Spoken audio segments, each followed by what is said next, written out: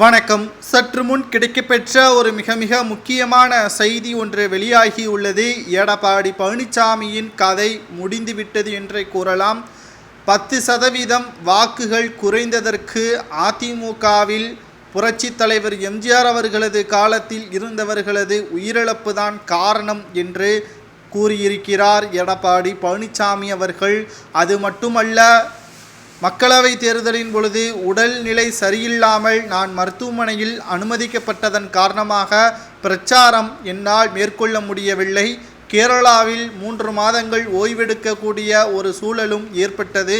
Apollo மருத்துவமனையில் 2 மாதங்கள் ஓய்வெடுக்கக்கூடிய ஒரு சூழலும் ஏற்பட்டது.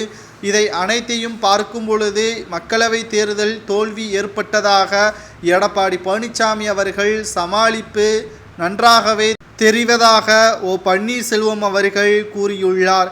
மக்களவை தேர்தலில் 10% ஓட்டுக்கள் குறைந்ததற்கு காரணம் உயிரிழப்புதான் என்றால், அவர்கள் இதுவரைக்கும் இரட்டை இலை சின்னத்தை மட்டும்தான் பார்த்து ஓட்டுக்களை போட்டுள்ளார்கள், வேட்பாளர்களை பார்க்கவில்லை. தற்பொழுது இருக்கக்கூடிய அதிமுகவின் தொண்டர்கள் இரட்டை இலை சின்னத்தை மட்டுமல்ல, அதிமுகவின் வேட்பாளர்களையும் பார்ப்பதன் காரணமாகத்தான் இந்த முறை தோல்வி அடைந்துள்ளோம் என்பதை எடப்பாடி ஒத்துக்கொள்கிறாரா? அது மட்டுமல்ல, அதிமுகவில் புதிய உறுப்பினர்களையும் எடப்பாடியால் சேர்க்க முடியவில்லை என்பதையும் ஒத்துக்கொள்கிறாரா எடப்பாடி என்ற கேள்வியும் அவர் மீது முன்வைக்கப்பட்டு வருகிறது. எடப்பாடி பொதுச் செயலாளர் பதவிற்கு ஆசைப்பட்டது தவறு கிடையாது, பதவியிலும் அமர்ந்துவிட்டார். ஆனால் தோல்வி அடைந்தவருக்கு எப்படி மீண்டும் உயர் பதவியை கொடுக்க முடியும்? சரியான தலைமை என்றால் 1 முறை தோற்கலாம், 2 முறை தோற்கலாம். கிட்டத்தட்ட 10 முறை அதிமுக தோல்வியடைந்ததற்கு அதிமுகவின் உறுப்பினர்களை செருப்பால் அடித்தது போல் பதில்களை கூறிவிட்டார்கள் மக்களவை தேர்தலில்.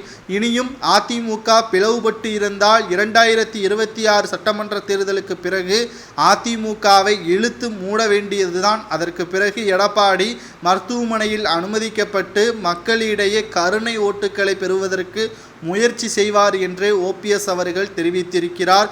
மக்கள் நிச்சயமாக அதிமுகவின் தொண்டர்களும் எடப்பாடியை ஏற்றுக்கொள்ள மாட்டோம், எடப்பாடியை விரட்டி அடிப்போம். தற்பொழுது இன்னும் 2 ஆண்டுகள் தான் இருக்கிறது.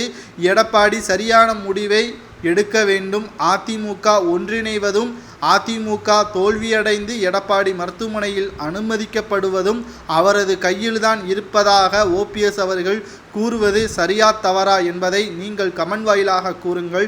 10% ஓட்டு குறைந்ததற்கு காரணம் உயிரிழப்புதான் என்று எடப்பாடி கூறுவதை ஏற்றுக்கொள்ள முடியுமா என்பதை கமெண்டில் கூறுங்கள்.